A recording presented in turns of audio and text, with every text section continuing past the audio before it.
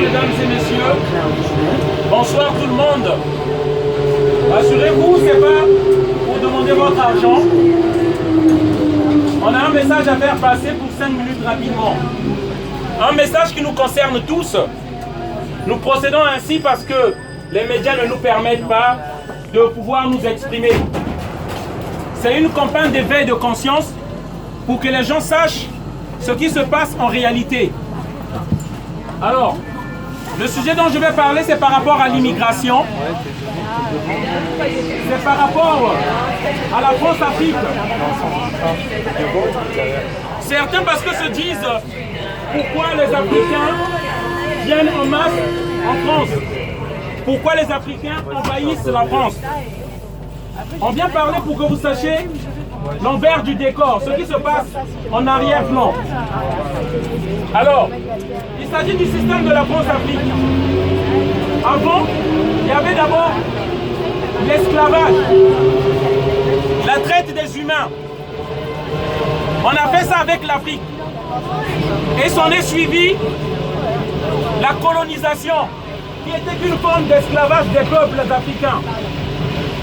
Après la colonisation, nous sommes dans la France-Afrique.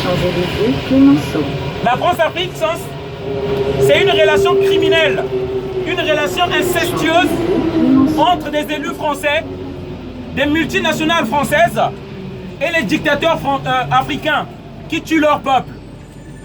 Pour la petite histoire, pour que vous sachiez, parce que moi-même je suis une victime de la France-Afrique. En 97, attention.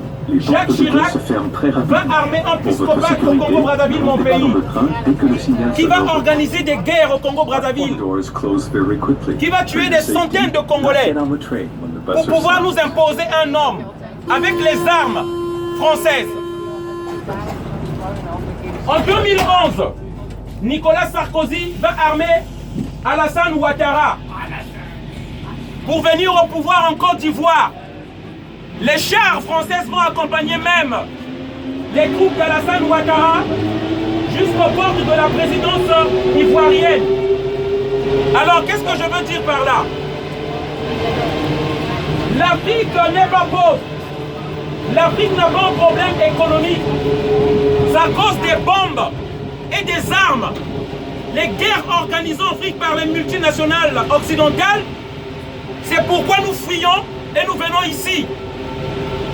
Mon pays produit 296 000 barils de pétrole par jour. Nous avons de l'or. En Côte d'Ivoire, 40% des réserves mondiales du cacao. Ils ne sont pas pauvres. Mais pourquoi les Ivoiriens, les Congolais, tout le monde veut venir en France? C'est à cause de nos richesses qui sont pillées par l'Occident que nous-mêmes, les Africains, nous n'en bénéficions pas. C'est à cause des dirigeants qu'on nous impose dans nos pays. C'est pourquoi nous fuyons ces pays-là.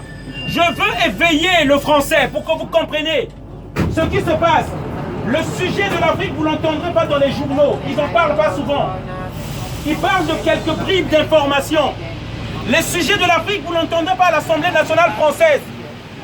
Et pourtant, le budget de la France est voté en attente d'abord de ce que va leur donner les Africains. Voilà, c'est pour vous dire que c'est l'Afrique par ses minéraux qui nourrit la France.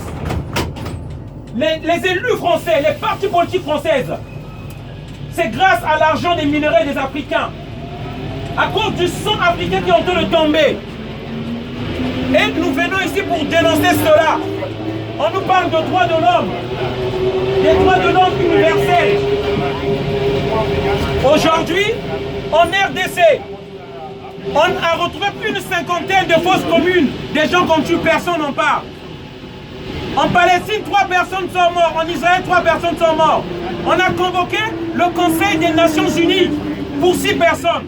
Et pour ces milliers d'Africains qui meurent, des milliers en RDC, personne n'en parle. Parce qu'il y a les intérêts des Américains en RDC. C'est une honte. C'est une honte pour l'humanité. C'est une honte pour les Nations Unies.